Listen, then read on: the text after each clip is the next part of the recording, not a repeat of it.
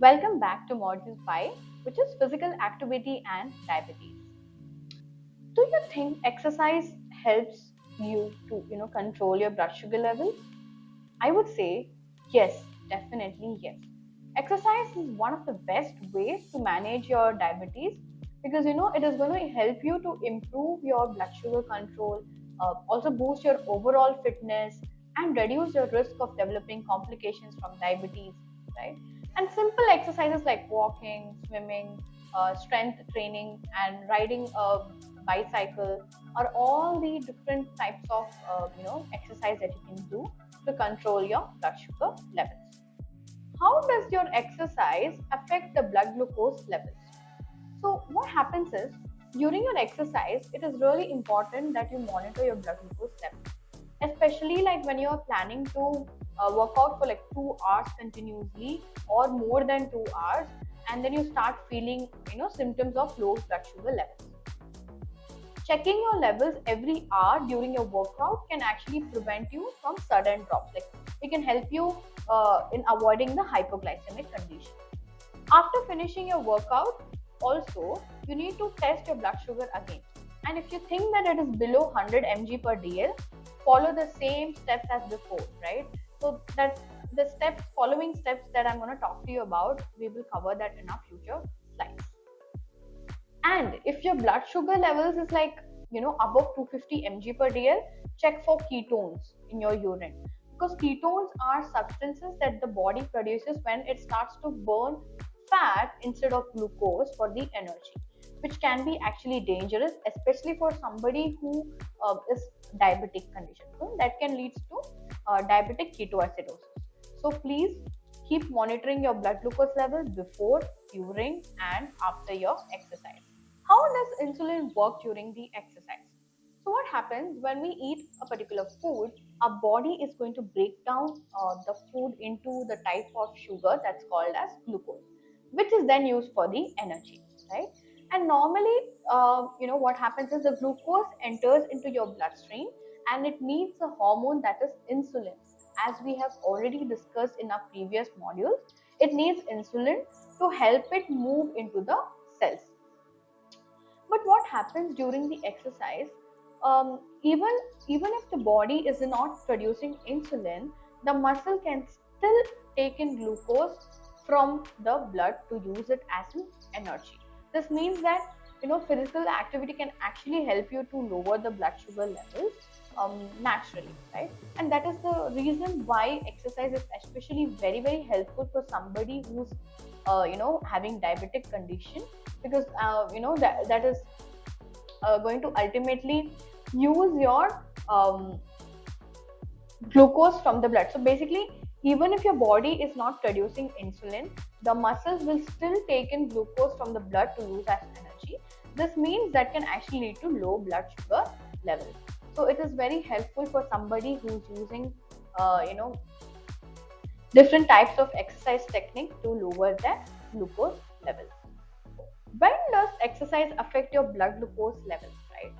So exercise can actually affect your blood glucose level during your exercise, immediately after your exercise. Also, sometimes like pre exercise also it can affect, so because of what you've eaten. So but blood glucose levels can be affected like up to 24 hours later, and it can also happen during the sleep.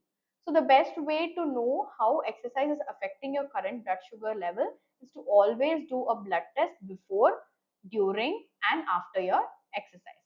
That will help you to understand, like, how is your glucose metabolism happening in your body.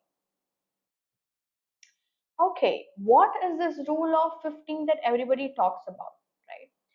So managing the low blood sugar, that is the hypoglycemia, it involves this 15 to 15 rule, right? So what is this? Basically, if your blood sugar drops too low, the first step to do is to consume 15 grams of fast acting carbohydrate. So when I say fast acting carbohydrate, that is simply simple carbohydrate. Like for example, a slice of bread, half an apple, or a fruit juice can help you to immediately spike your glucose level if you are having a hypoglycemic condition. After eating, you should at least wait for like 15 minutes to allow your body to absorb that sugar that you've eaten, and then you will go and then you go and check your blood glucose level to see if they have risen enough to a safe range.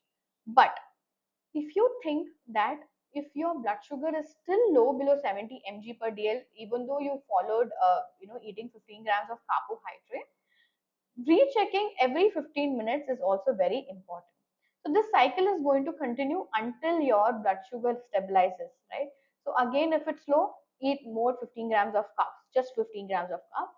And also, if you plan to exercise for more than hours, like 2 hours, it is essential to ensure that your blood sugar level is above 100 mg per dl before you start, to prevent to sudden drops and maintain the energy levels. So this cycle has to keep on continue if you are facing the hypoglycemic condition again and again.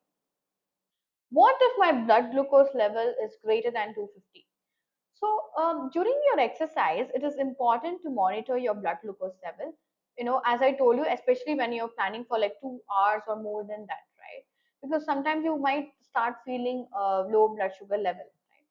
But if your blood glucose is higher than 250, as I mentioned in a previous slide, please check for urine if it has presence of ketones. Because what happens, ketones are produced when your body starts burning the fat instead of glucose for the energy, and that can be really harmful for somebody who's having a diabetic condition, because that ultimately leads to diabetic ketoacidosis, which is like a shock, and it can be very serious issue for somebody who's having diabetic condition.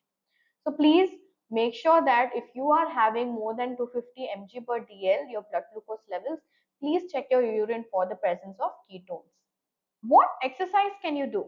A simple walk, or ride, like bike riding, uh, bicycle, then chair exercises, dance, and other activities like weightlifting, then crossfit, cardio. All of these can help you in controlling your blood sugar levels. So here I've just given you like a few examples of the chair exercise. This is the arm circles. So you need to sit straight up in a chair, keep your feet flat on the floor, tuck in your tummy, extend arms out to the sides of the shoulder level. Basically, like you just need to do this, your elbows, and you need to like do it um, straight, like your arms have to be straight, and circle it 4 times here, 4 times here. So these are very very basic and simple exercises for somebody who cannot do cardio, or cannot do crossfit, right? For somebody who's a geriatric, like aged person, for them these exercises can actually work wonders. Then hand reaches again, sit in a chair, place both your hands on the shoulder, extend your arm and reach toward the ceiling towards your right hand. So you need to just, hand, just raise your hand and keep on doing that at least 8 repetitive times. Here there are few more examples, lateral stretch.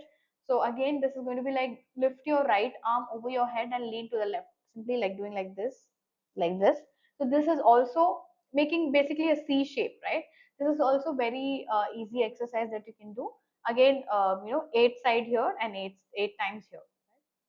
Marching in a place. So even though you're sitting in your chair, you can just like do it with your legs.